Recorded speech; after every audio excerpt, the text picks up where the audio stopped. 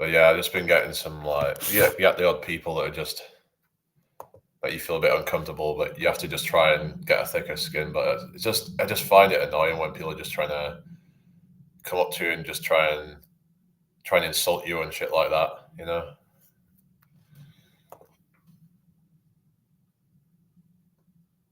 I'm all for like free speech. I'm all for like people, but it's just the way that people do it and their intentions. I don't think they have good intentions when they're doing that sort of stuff.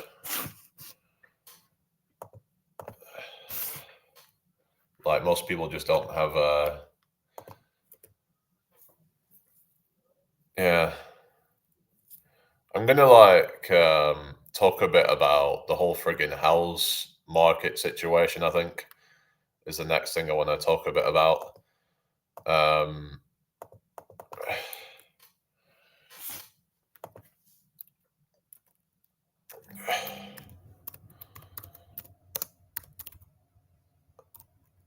um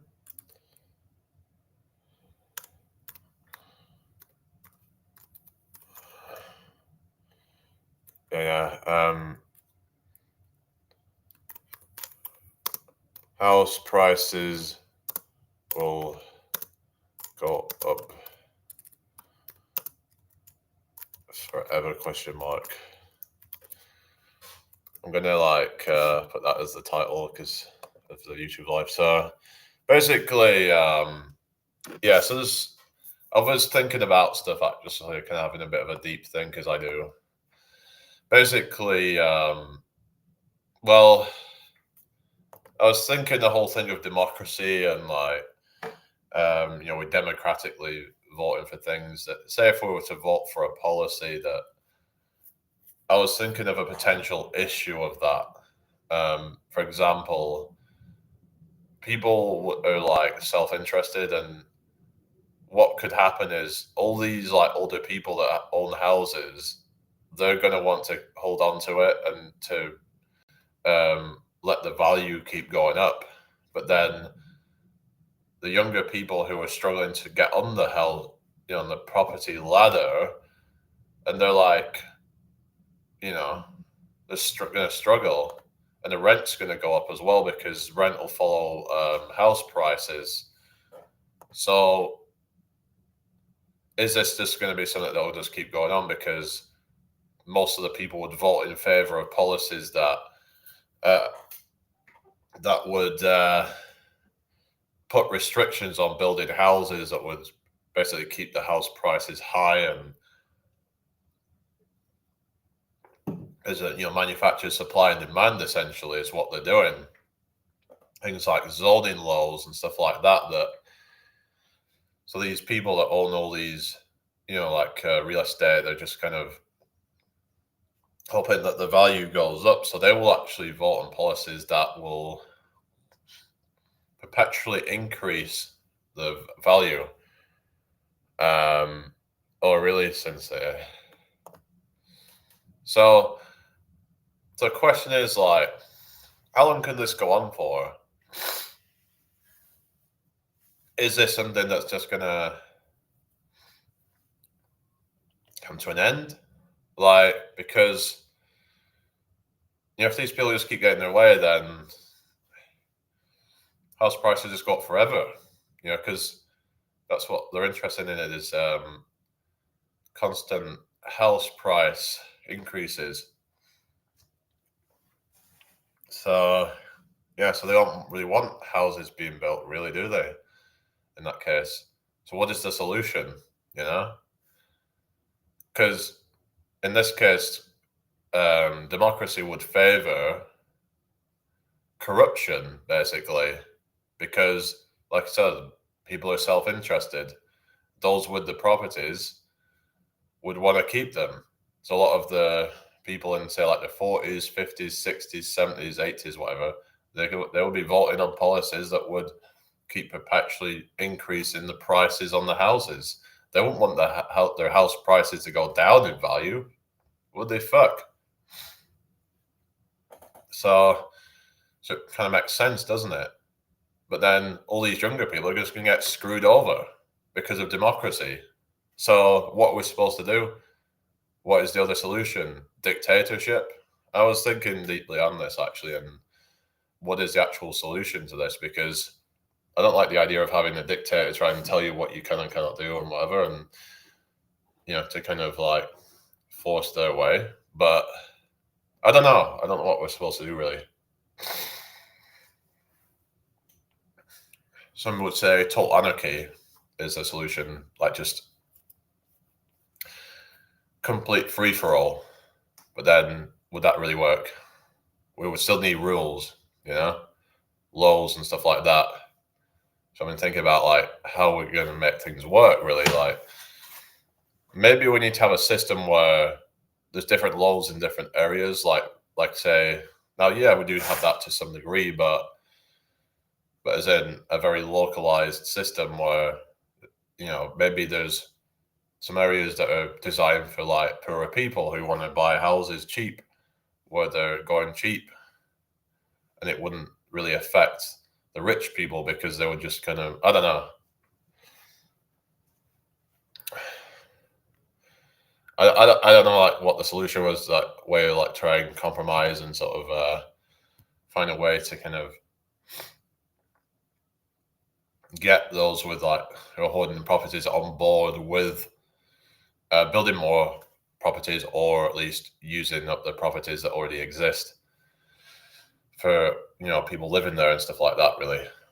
So I don't know, what are you guys' thoughts on this really? Because something I was having a bit of a think about, because it's not really fair, is it, that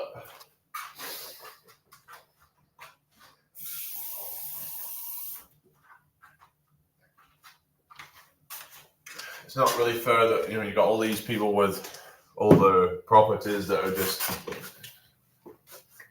that they're hoarding, and like it just feels very skewed.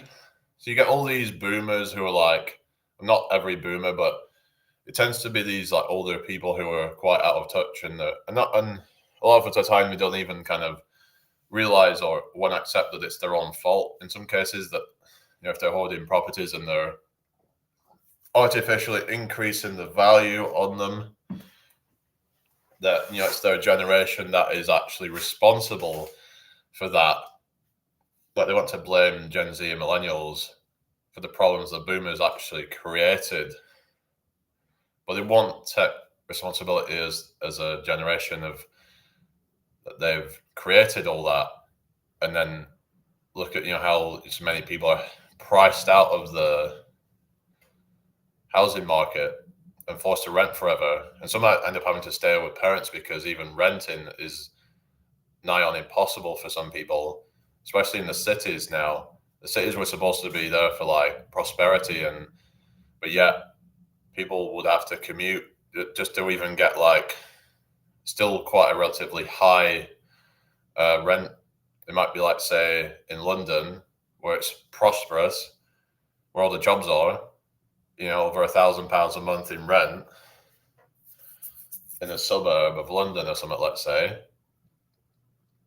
for a job that pays maybe 3-4 grand a month, something like that. So it's just not even worth it. Because like when you factor in the costs of everything, I mean, it's just the maths just doesn't, suggest that it's really worth it for a lot of people to like move to the bigger cities. But some people feel like they're forced to if there's nothing where they are, because a lot of the jobs have been taken from like the smaller cities and the smaller towns and what have you, to move to the bigger cities where where they've all gone to. There's a lot of people that are just upping sticks and leaving the country altogether, which, can you blame them really? You can live a better quality of life in some cases for like half the money. It's crazy. So yeah.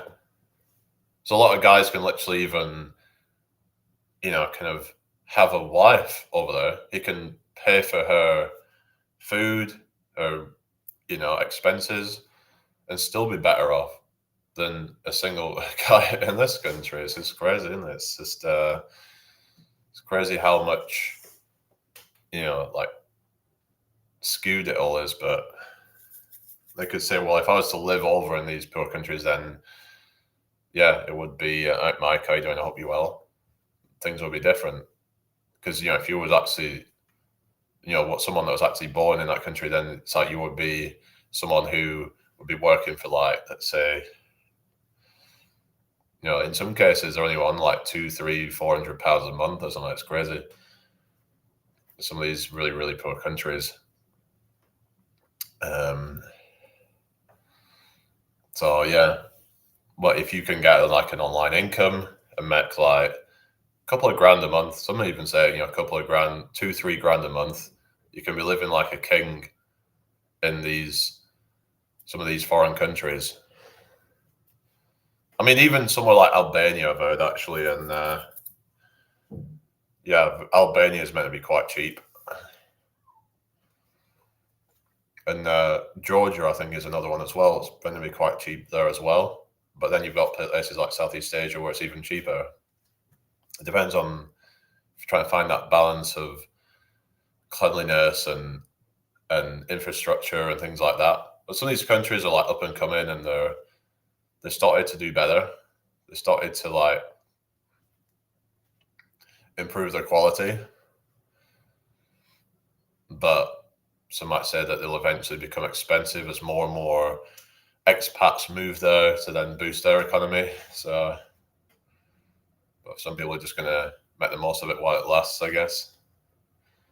But the thing is, some might say there needs to be like a long-term solution where some suggest something like a universal basic income. Now, I'm not really a supporter of that because I just feel like if a government was to like handle all that, then they would just use it to be corrupt, and then like, yeah, I wouldn't really trust it. But the actual kind of idea of it, there could be some good things to it because of how you could use it more as to like kind of negotiate and be able to like leave your job if you feel like you're either not being tracked well or you're not getting paid enough. So it gives workers more leverage. That's something they need, really.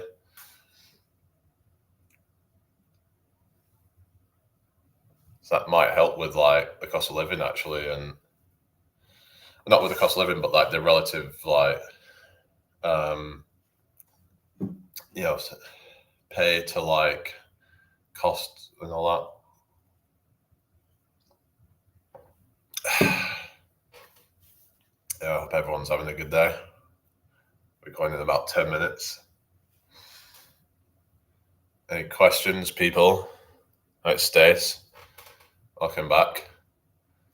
So we're talking about like the current state of like the economy with like say how the house prices are going up and up and up with no sign of stopping. Thank you for the follow, Diane. Nice to meet you, Diane. How are you doing?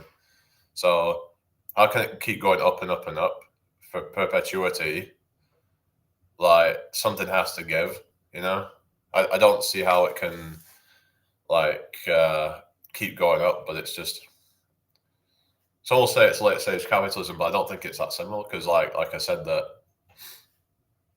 the yeah, no, but there's basically but this is the thing is that people are voting on policies that are artificially increasing house prices, like zoning laws is another one as well. And to be honest with you, I think people should just try and use up like buildings that already exist that are empty. There's a lot of empty buildings. So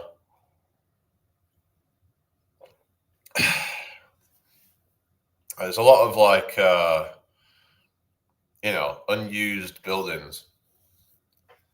I think that if you're a business and you're just like not using it for any particular purpose, then you should have to let others, live there or do something with it that's going to benefit society in some way.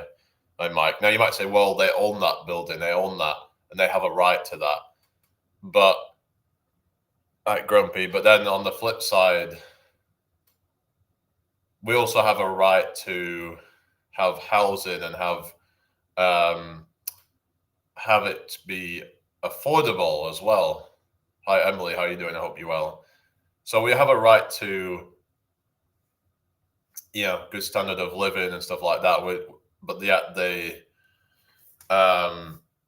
think they have a right to own a building and just leave it vacant or something. So I think that's something that needs to be addressed. The UK is a joke. I'm from the UK. It's embarrassing. So another thing is with the tax system is they say, oh, we can't keep taxing the rich more because they'll just leave the UK. But I think they're just trying to gaslight you and just, I don't know. To be honest, a lot of the tax money is being wasted anyway.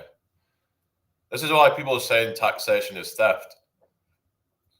Because it's not the tax itself, I think it's the fact that it's taxation without representation is what I think might be a better term. Taxation without representation is theft because a lot of it isn't being used to go back into the society that actually paid into it.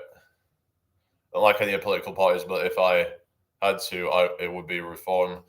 It's just I feel like they're not even. I think they're just kind of. The way I see it is they do a lot of lip service, and it's just kind of. I mean, maybe it'd be interesting to see if, anything actually changed. I just don't really have any faith in politics at all. Because I think if there was such a threat to the status quo, they wouldn't even be allowed to get in the first place. I mean, whatever your opinions of like Jeremy Corbyn, look what happened to him. I know like some people like hate him or whatever, but it's like he was, criticizing. I think he was criticizing the Israeli government, and then they smeared him as an anti-Semite or something. And no, you're right. They do. All the parties are pathetic.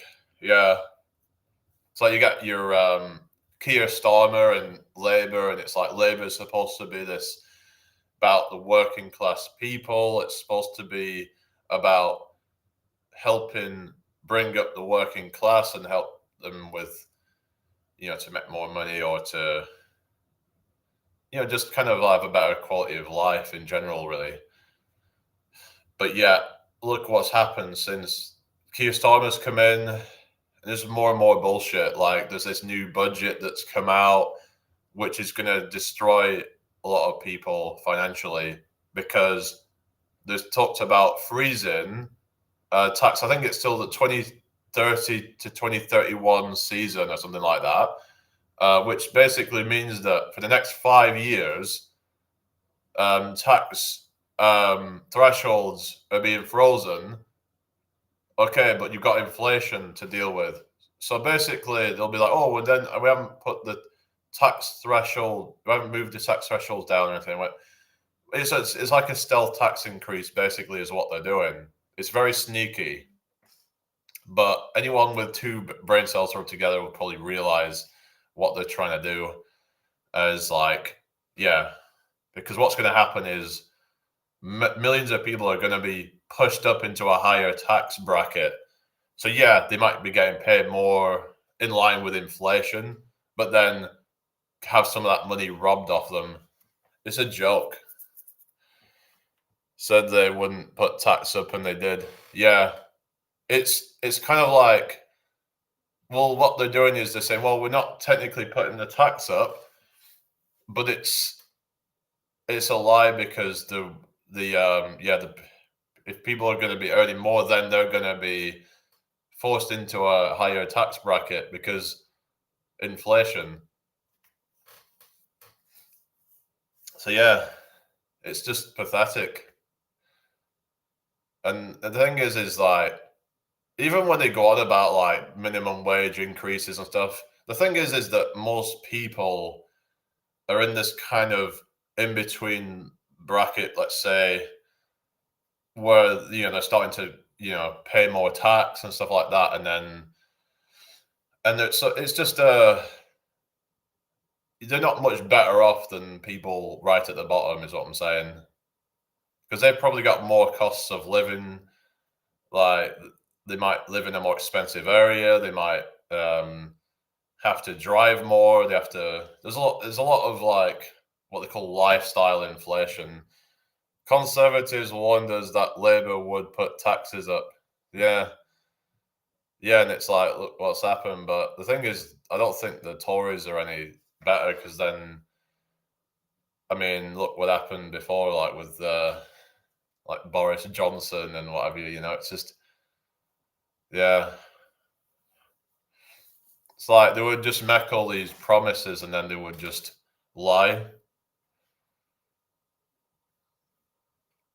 So it's just like I was saying with the whole kind of system with like we have now, where it's like house prices going up and up and up. Then also rent's going to go up and up and up because the people with these houses with the value, let's say that they will then put the rent up in accordance with the house price.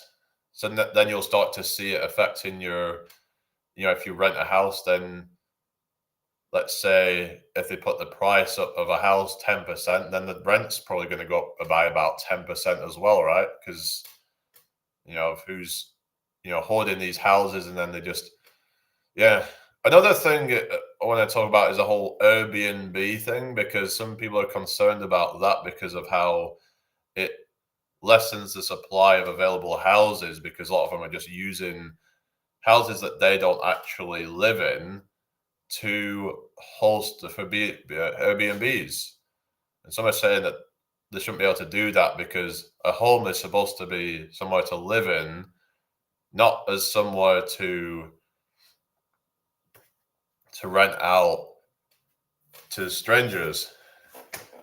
Now, I think when it started, it was decent. Where it was more just about people earning a bit of extra money. Maybe they had a spare bedroom or something, and they would just use that to. But it's gone to extreme where people start getting greedy and start, buying up like 10 Airbnbs, 100 Airbnbs, renting them all out to make tons of profit. Because Airbnb, like holiday rentals, can bring in a fortune, right? They're way better for making money in a lot of cases than the other types. Hi, Oshio Williams. Favorite food? I don't know. I like Indian food actually, and Italian food. But yeah, so yeah. Anyway, what was I saying about about the Airbnbs and stuff? Like, yeah, like if you look at how much money can be made off that, it's crazy. If you can get like people in them like all year, well, it depends on some of them. You can't get tourists like all year in them and stuff, but even if you had 6 months of the year, you could get guests staying there. Because I did the maths on it. Let's say you rented somewhere out at £100 a night, right? For like 6 months of the year, you're looking at about £18,000. Obviously, you've got some expenses to deal with and stuff like that. But let's say you make £15,000 off that, off a property that's like, maybe it's only like, I don't know, it might be, let's say, 100K or something like that, maybe a bit more. It depends on the area that you're in, really. But if you actually do the maths on it, it's probably going to be a lot more profitable than, say, renting a house out at 6-7%, sometimes even like 5% per year, like yields and stuff. That some of them aren't that great. Sometimes they're more than others, but it's just but yeah, with like Airbnbs, it can be like really like quite profitable. But there's more responsibilities within stuff, but because you have to keep getting new customers in and stuff. But yeah, it's just I just think it's just gotten to like greed. I don't know, because when you think about it, it's like, we need to have more houses freed up for people, I think. Hi, Digsy. How you doing? I hope you're well. Yeah, Stacey, you still there? Hi, Fabulous Marty. Hope you're doing well today, everybody. I'm going to get off in a minute, guys. I just don't think it's right that so many houses are just being kind of used just solely as kind of what is it, for like holidays and stuff like that. A house is meant to be lived in, so it's meant for the purpose of living, not to just be hoarded for profits. But like I said, all the people that benefit from that, they will keep on voting on policies that perpetuate that. So unless the tide turns and most people vote against it, which is unlikely to happen anytime soon, unfortunately. So yeah, I don't know. It is what it is, really, isn't it? Build more or amend planning regs for non-SRAD forms of construction. Yeah, I was just talking about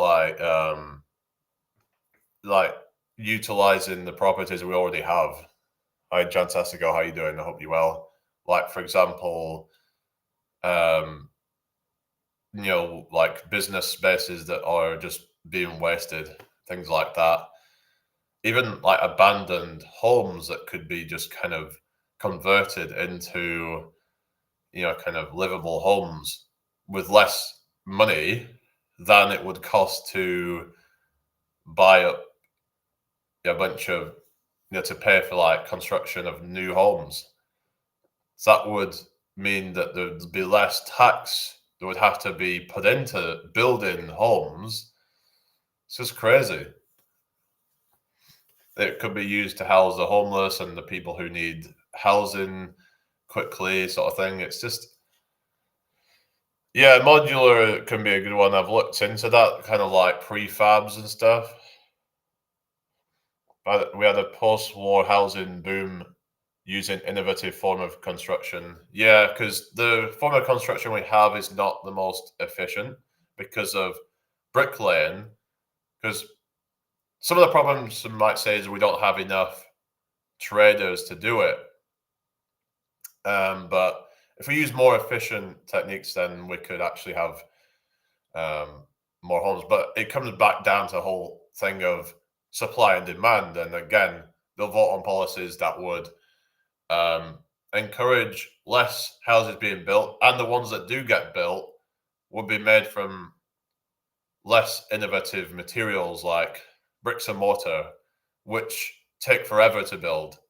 Like, it can take friggin' how long to build a house with bricks and mortar? It takes a long time. It's not easy. Like, there's a lot that goes into it, not just the bricks and mortar, but there's also the scaffolding. There's a whole bunch of stuff that goes into it, basically. Plaster work. There's a whole stuff. You have to have a bunch of team behind it. It's a very expensive process. Whereas, like you said, modular homes, prefab homes, that sort of stuff.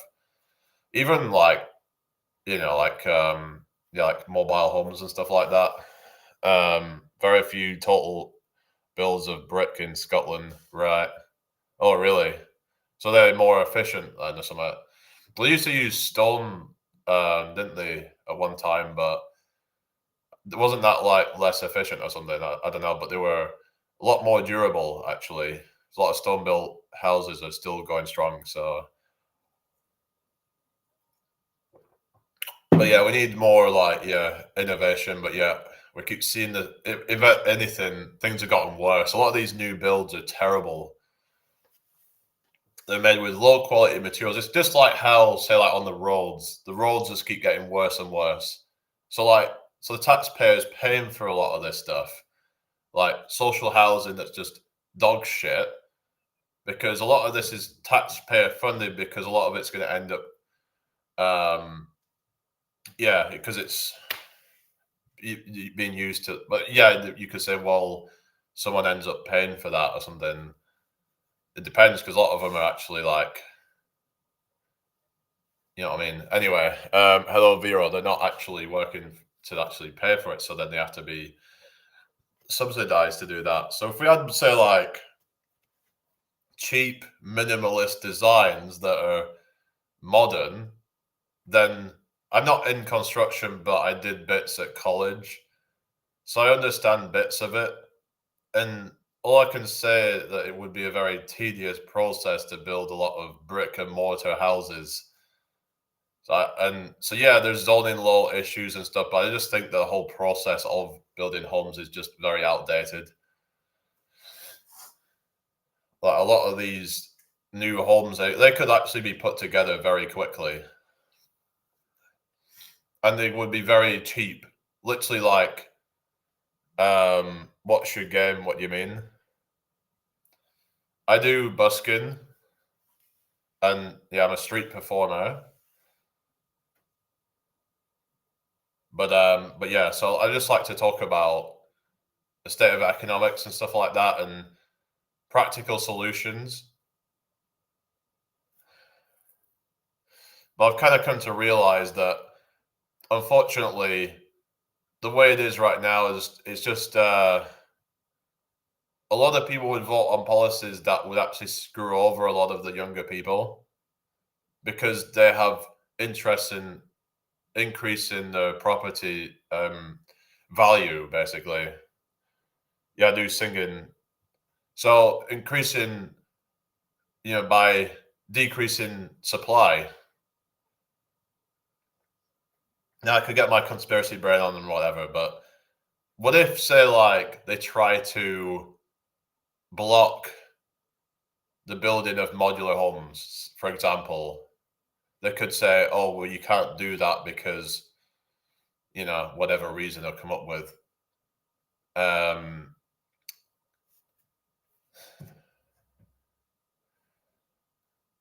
to try and kind of manufacture a shortage of supply.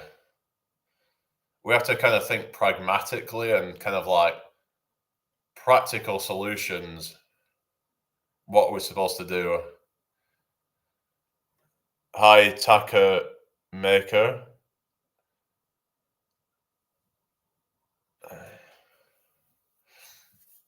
It's just like a house price is just going to keep perpetually going up, or is it going to come to a is it going to come to a head where something has to change?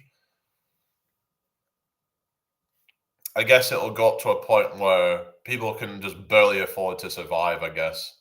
That might be the point where they can't put the prices up anymore just because people will just die, basically. Sorry, I can't send you that. Is there a point where like people are just gonna, you know, be just about surviving because the rent's so expensive, mortgages are so expensive, basically, and hardly anyone would even be able to afford a mortgage. And this is what they're saying: you'll own nothing and be happy. So, is this where the modular homes come in, and then like as the solution? But then it's like if the government can control all that, and but you've got to say like companies like BlackRock buying up homes, and like what are they doing with all that? It just seems like they're just trying to hoard it up, so then it takes houses off the market. Because the more like property you own, the more power you have. Because then, especially if it gets to a point where there's no houses available on the market anymore, then you're forced to then rent, and that's quite a dystopian kind of outcome. But it's seemingly more likely than ever that that could potentially happen, like by design. But these corporations and these corporate landlords could take over. There is going to be pushback against that because the smaller landlords are not going to be happy with that. But what do you guys think? I'm going to get off anyway, I think. Tia Victor, thank you for the likes.